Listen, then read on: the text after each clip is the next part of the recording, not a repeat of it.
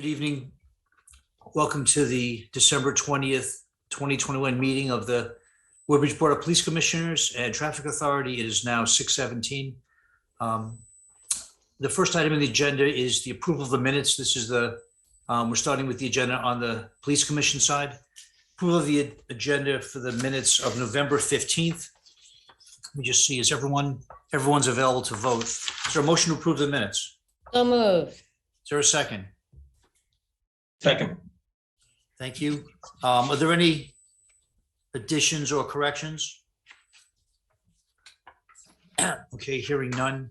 We're forced to go through a roll call, so I'm just going to call it as it shows on my screen. Commissioner Shambrown, do you approve? Aye. Commissioner Esposito? Aye. Commissioner Fried? Present. All right. Is it, do you approve the minutes? Yes. Okay. The next on the agenda are the public comments. Is there anyone from the public that has indicated that they wish to be heard tonight, Chief? No, there are not. And are there any communications that we received? No. Next on the agenda is executive session. Is there a motion to move into executive session to discuss personal matters, interview certified officer candidate? I'll move it. Is there a second? Second. So now to tally the vote, Commissioner Shambrown, Aye. Commissioner Esposito, Aye. Commissioner Fried. Aye. That is unanimous. So if we can have the commissioners, the chief, the deputy, and Janice into the executive session, please. Do I have to do anything, or I'm, Just stay there. We'll go into a separate link.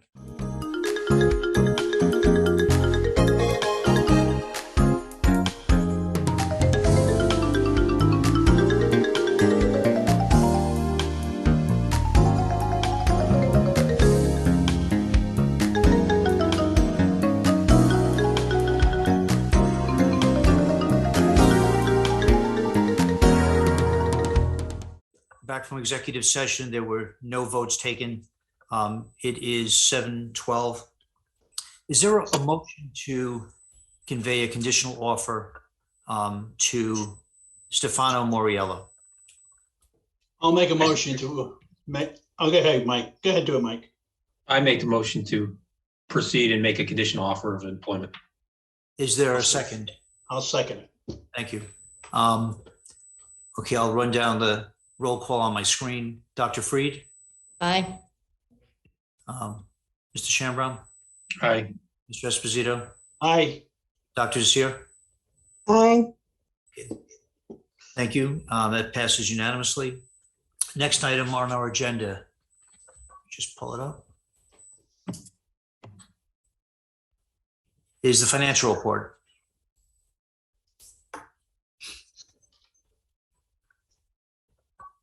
Frank, you're on mute. At this point, we're just over the 5 months into the new fiscal year, and we're right on target at 43.6% or so. So all is good as far as the budget goes at this point. There are some lines that's pretty much the same ones I mentioned at last month's meeting that are on the high side, and the same reasons that I provided last month still are pending this month with those. I'm not sure if anybody has any other questions I could address, if you answer any other question you might have.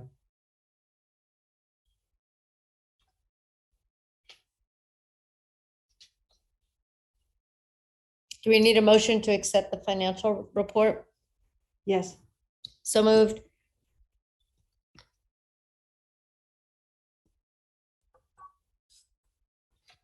There was a motion to approve. I was reading while I was talking. I'll second it. I'll Okay. second it. I'll second it. Is there any discussion? Okay, running through the list. Dr. Fried, Aye. Mr. Shambrown, Aye. Mr. Esposito, Aye. Dr. Seer. Aye. Carries unanimously. Next item is the activity report. A little synopsis of what happened during the last month. We had one burglary that was on the either the 12th or the 13th during that time frame. That was a forced entry into a detached garage down in the area, Lower Amity Road, off Amity Road area, with all equipment and some tools taken. It looks like 8 different fraud cases that were investigated, and most of those were online type cases, and there was one involving the U.S. Postal Inspectors that they're working with the postal authorities on. 3 miscellaneous larcenies. We had a total of 5 different larcenies from motor vehicles from Acorn Hill Road, Rimmen Road, Dogwood Circle, Robin Road, Wolf Tree Drive area off Peck Hill. And those occurred, most of those were during the overnight hours. Some were 3, 4:30 in the morning. And then one involved the theft of a purse from out of a vehicle while at the transfer station during the day. And we had 3 stolen vehicle investigations. One was on November 16th. It was from a residence on Rimmen Road. It was stolen out of the driveway sometime overnight. And the second vehicle in the driveway had been also entered, and that car was later recovered the next afternoon in New Haven. On the 21st, we had an ATV that was reported stolen from a Pease Road residence, and that was located the next day on the power line area in the woods, and was returned to the owner.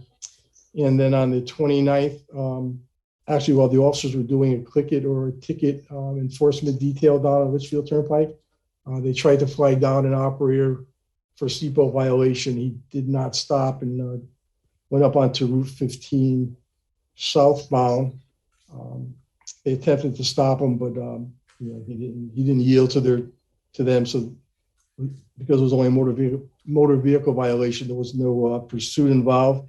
And lo and behold, a couple of minutes later, a resident on Lower Litchfield Turnpike reported that their car had just been stolen while it was warming up in the driveway. And that vehicle was later recovered in the woods off I-84, somewhere out Farmington, Southington area. And then we had a weapons arrest that I referenced last month, and I'll discuss later under personnel. I discussed with the board last month as a result of a weapons seizure as a result of a motor vehicle accident. As far as ISU goes, they had 13 new cases this month that they're working on, including a couple of those include background checks and 2 commercial burglaries that they've been working on from the previous month that they have arrest warrants pending at court for. They executed a search warrant for phone data. And the carjacking vehicle from Warren Road that we had, they did a bunch of processing with that and had a CODIS DNA hit on that. And suspect in that incident was associated with many others throughout the state. And he was just taken into custody Friday evening by the FBI and the state police. And they had 12 fingerprint processing done for the public, and 6 pistol permit background investigations going on during that time. And that's all for the criminal activity report. And the traffic activity, I'll let the deputy chief proceed with that. During the last month, we had a handful of complaints from some of our residents regarding speeding motorists, specifically Ansonia Road, Cross Hollow Road, and Rimmen Road. We subsequently conducted speed enforcement on Ansonia Road on 54 occasions, made 8 traffic stops, and we also put the speed trailer on Ansonia Road at 2 different locations. Cross Hollow Road, we conducted speed enforcement 12 occasions.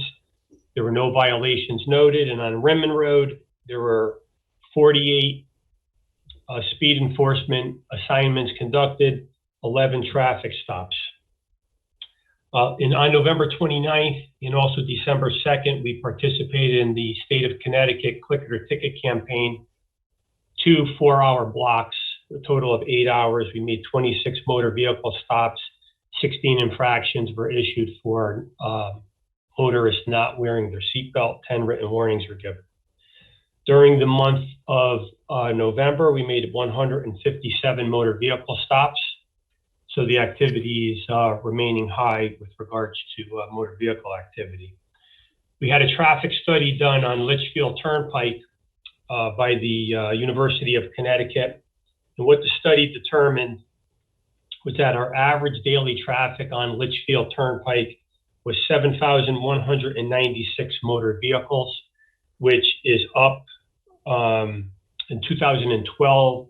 The same study was done. There were 6,400 motor vehicles traveling per day on Litchfield Turnpike, so it's up by almost 1,000. Most of the peak traffic speeders between 7 and 8 a.m. and 3 and 5 p.m.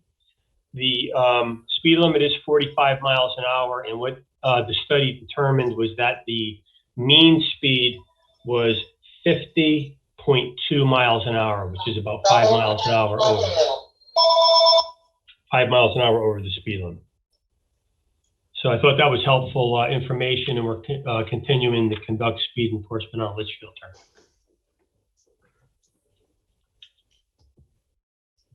You know, those freestanding solar powered signs you put on Beecher Road are fantastic. You know, the one over by the, you know, people, you know, because I live off Beecher Road, and I go up and down that road frequently. You know, sometimes 10, 12, 15 times a day. And I will tell you, as people approach those things, you watch them slow down. They really work. They get people to look and slow down. And I think we should probably have, I don't know how much those things cost, Frank, but I have to tell you, they're very effective. What is the cost of those things? They're about a third of the price of the speed trailer, so they're a few thousand. I think between 2,000 or 3,000 by the time you get done with the mounting and the pole and all the hardware. And at nighttime, I mean, that solar package works because at night, I came home as a matter of fact, I went up to watch the UConn game. And I came home late last night. And I'll tell you, I got at 10:30 at night, I drove down Beecher Road and the thing lit up. So those things, that solar package, I think really works. I think, that's a very effective way on streets we're having problems that, we may consider putting more of those up. It's, and maybe in each direction, because now both the direction we have one by Beecher School and we have one now by the field, maybe we should have a couple come in the other direction because they are very, very effective. Yep, and there's a third one over by just before the high school on Newton. Yeah, I saw the one on Newton Road, but they are very effective. They're very cost effective, so that's it for me on that one.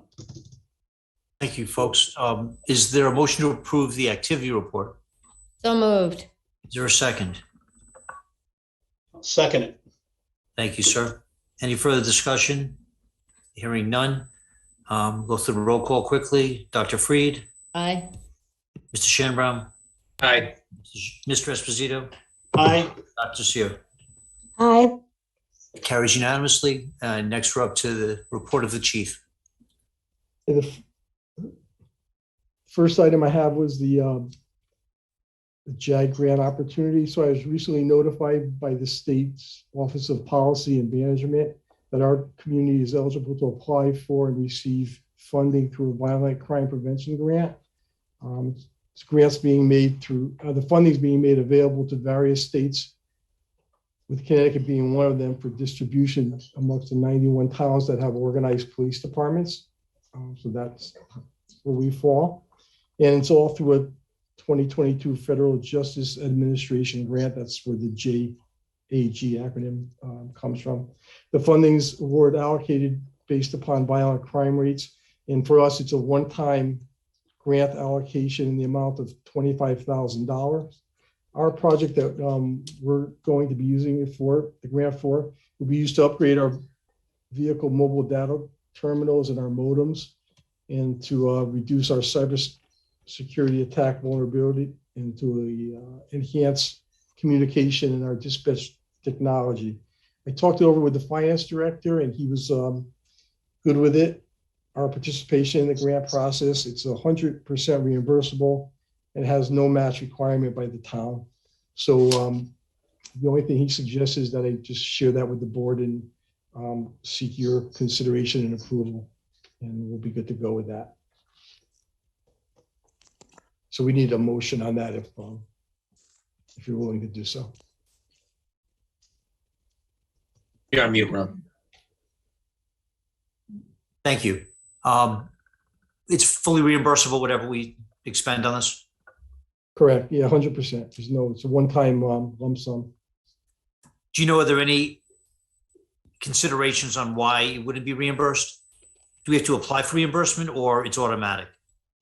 No, we apply for the grant and then it's automatic reimbursement. It comes in 2 installations.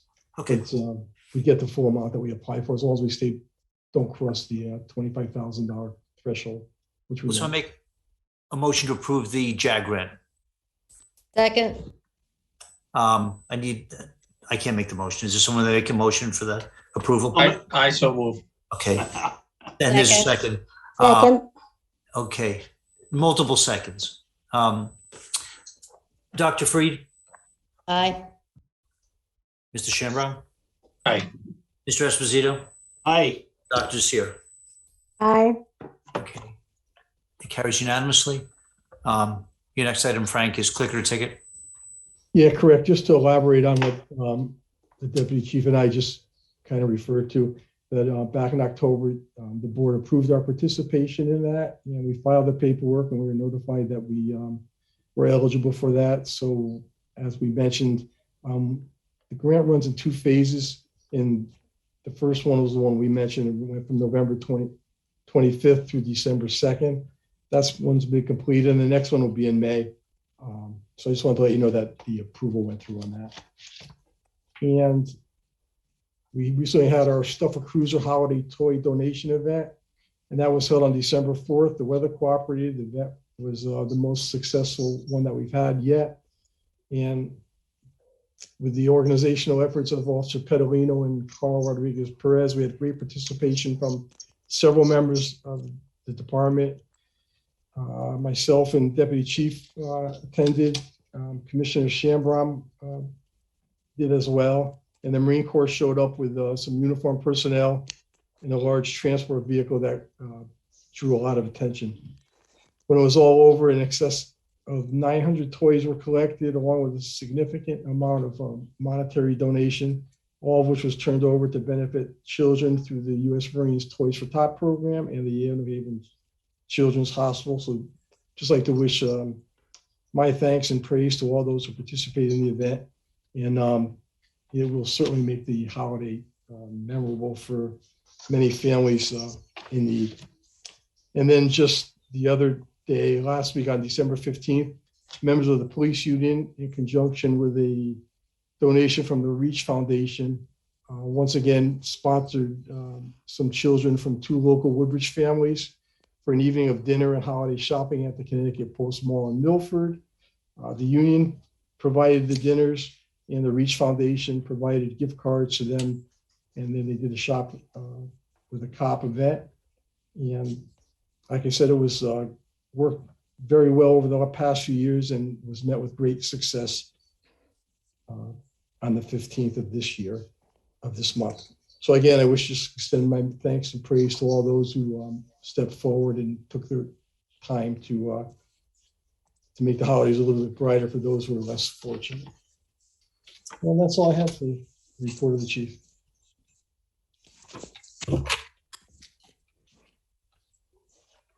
We need a motion to accept the chief's report. If so, I so move. I'll so second. Okay, now the roll call, Dr. Freed, Aye. Mr. Shambram, Mr. Esposito, Aye. Dr. Seer. Aye. Thank you. The next item on our agenda are personnel matters. There are 3 items. The first item I want to make the board aware of is that we've had several employees who have been out on extended absences throughout the last month and currently today. We have 3 officers out with COVID-related issues. One has since returned, but one will be out for 10 days. And another one will be out until after Christmas. And we hope to see them back soon, but we've been running short-staffed with that. And we also have one officer who was out on a work-related injury from a slip and fall on some ice that we had a week and a half ago or so. And he's going to be out. He just went for a checkup with occupational health, and he'll be out till his next evaluation, which will be after the first of the year. And we have a dispatcher who's out for a surgical procedure for almost the entire month of December, and scheduled to be back somewhere around January 5th. So the deputy chief and I will continue to do our best to avoid overtime, but it's inevitable that some will be incurred when we couple the extended absences with our diminished staffing levels and contractual obligations of vacation. All that can come at a more difficult time for us, during the busy holiday season. But we'll get through that, and just want to make you aware of it. The next topic I want to discuss was the sergeant's promotional testing, and we would need the approval of the board to move forward with that. During our October meeting, we discussed moving forward with the promotional process to fill the vacancy that was created when Sergeant Thomas retired. Last month, we tabled that pending some consideration of ideas expressed by the police union on possible alternatives or additional promotions or staffing changes that may be feasible and beneficial to all, and may reduce overtime, reduce comp time, and increase supervision. We took those under consideration and reviewed them with the finance director as well. And at this point, it's my recommendation that we just keep everything status quo the way it is, and remain with 5 sergeants as the contract states, and move forward with the promotional exam to, we currently have 4, so to fill that one vacancy, a return to our level of 5 sergeants. And that testing process would be conducted in accordance with the current collective bargaining unit, their agreement, and would be administered as it always is by the South Central Criminal Justice Administration. So to move forward, I would need a motion from the board to get that process started, because it's kind of a lengthy process once it's all agreed upon, and then there's a 60-day reading and study period. So it'll be several months before we'll even have the finalized list of who's eligible to be promoted. Is the union aware of your decision not to? Yeah. Yes, I let them know that we're going. My desire and intention is to move forward and keep things as is. Do you expect any response from that decision? No, they it is what it is, and we could discuss it further. We'll be going into contract negotiations in next year, and so if there's changes to be made, that might be something that could be negotiated upon at that time.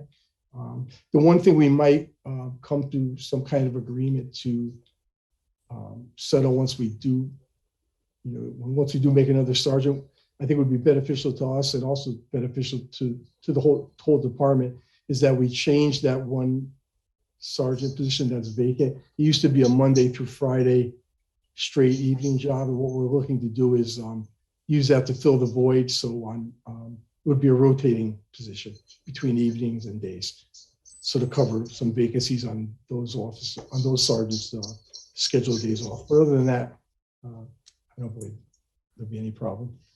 So is there a motion to proceed with the promotional testing for sergeant? I'll make a motion. I second. Thank you. Going to the roll call, Dr. Freed, Aye. Mr. Shamrown, Aye. Mr. Esposito, Aye. Dr. Seer. Aye. Okay. And then the last item I had under personnel were letters of commendation. You should have all got those in your packet as well, for Officer Liarco, Capozzo, and Officer Rodriguez Perez. And that was in connection with the incident I reported to the board last month that occurred on November 10th at a approximately 7:30 p.m. when they responded to an accident on the Amity Road at Route 67. Officer Capozzo observed what appeared to be a handgun concealed in the operator's sweatshirt pocket. He was able to quickly disarm the operator, but he then fled. And after a foot pursuit and a little scuffle with the officers, they were able to take him into custody, even though he was resisting arrest. He tried to get his gun back, and they were able to prevent that from happening. But because of their keen observations and their swift actions, the felon was arrested, and the weapon was taken off the street, and it had an extended capacity magazine, and it was also had an obliterated serial number. So I'd like to officially recognize them for a job well done. And that's all I have under personnel. Next item is the budget.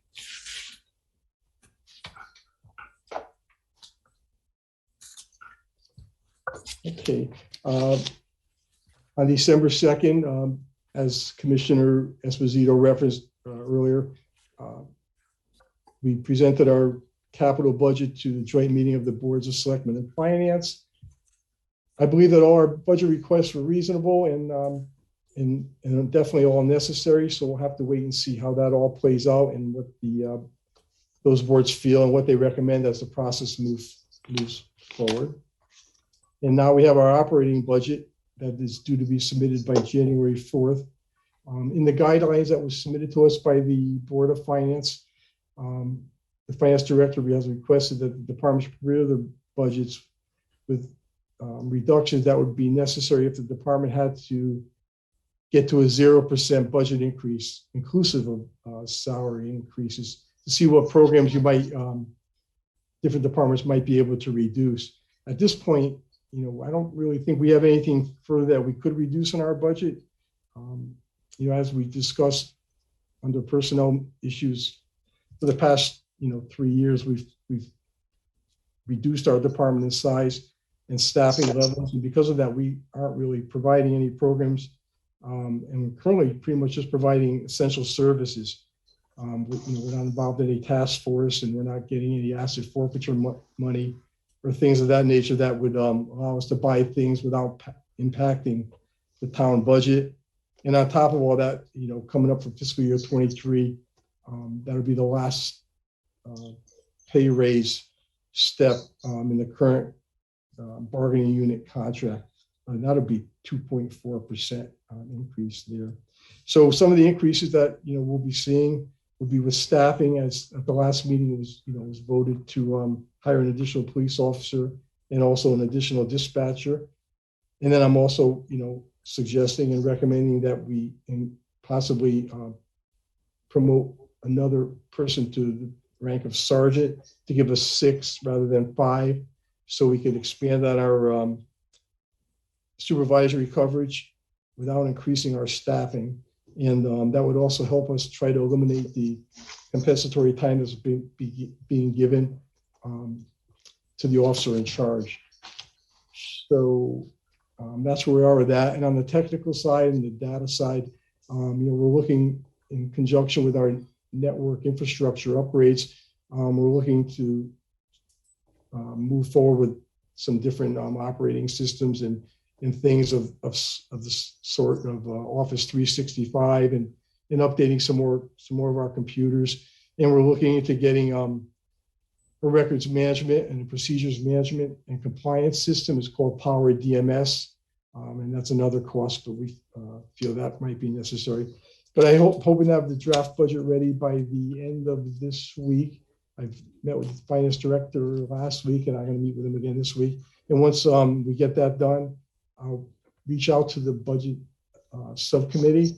So I don't know if Commissioner Shambram and Commissioner Esposito, if you guys would possibly be available at one point, maybe the week of No question about it. I think we'd like to sit down with you like we did on the capital budget and go through it.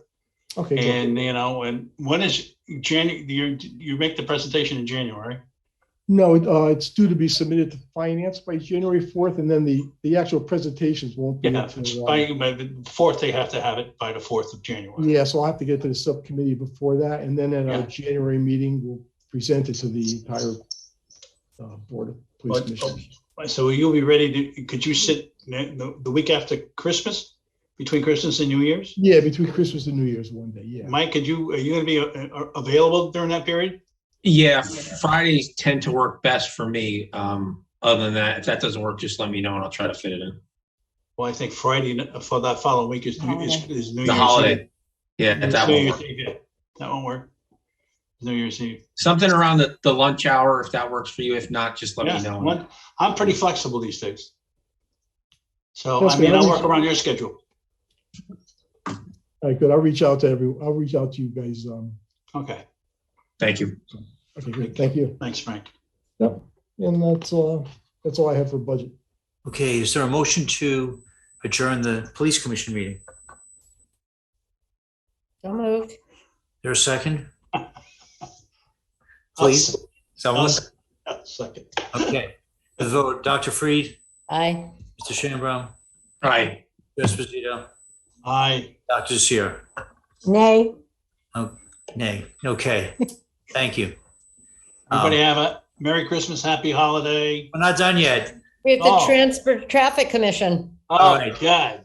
Good evening, welcome to the Woodbridge Traffic Authority. It's Sorry about that. Andy, this will be a very long meeting. It's a very difficult agenda. For the record, I was just kidding about the nay. Oh, Okay, good. I didn't turn my Is page that a over. reversal of your vote? Okay. Is there anyone from the public that wishes to be heard? There's not. No correspondence from anyone? Nope. Are there any traffic matters? No, there are not. Is there a motion to adjourn? So moved. Is there a Second second? again. Second. Dr. Freed, Aye. Mr. Shambrowne, Hi. Mr. Esposito. Aye. I hate to ask Dr. Desir. Aye. Thank you all. Happy holidays to all. Happy holidays. Hey, happy holidays to all, and also Jess. Stay safe. Just a Jess asked me word. just to remind you, the next meeting's on a Thursday, Thursday. Yeah. January 20th. So And Could I good also to see you, state, Ellen. could I Thank you, state Janice. for the record, this current surge is no joke. Precautions, back up, everybody stay safe. Okay. Thank you. Thank you all. Happy holidays, everyone. thank you.